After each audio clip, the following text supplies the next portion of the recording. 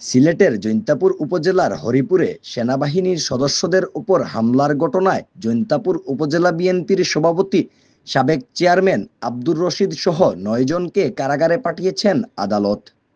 রবিবার ২৯ জুন সকালে আসামিরা সিলেট জেলা ও দায়রা জজ আদালতে হাজির হয়ে জামিন আবেদন করেন।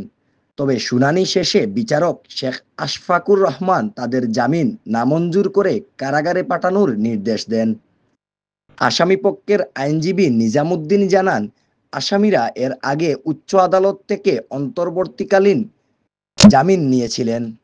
সেই জামিনের মেয়াদ শেষ হওয়ায় রবিবার তারা আদালতে হাজিরা দিতে আসেন। তখন তারা আদালতে জামিনের আবেদন করলে আদালত তাদের জামিন নামঞ্জুর করে জেলহাজতে প্রেরণ করেন। প্রসঙ্গত, গত ২৭ মার্চ রাত ১২টার দিকে জৈন্তাপুর উপজেলার হরিপুর বাজার এলাকায় সেনাবাহিনীর একটি টহল দল ভারতীয় চুরাই মহিষ জব্দ করে। এসব চুরাই মহিষ ক্যাম্পে নিয়ে আসার পথে একদল লোক সেনা সদস্যদের লক্ষ্য করে ইট পাটকেল নিক্ষেপ করেন। এতে কয়েকজন সেনা সদস্য গুরুতর আহত হন। এ সময় তাদের বহনকারী গাড়িও ভাঙচুর করা হয়। ঘটনার পরদিন জৈন্তাপুর মডেল থানায় ৭০ জনের নাম উল্লেখ করে এবং অজ্ঞাতনামা আরও ১৫০ জনকে আসামি করে মামলা দায়ের করা হয়। এহি আহমদ, সিলেট ভিউ ডেস্ক।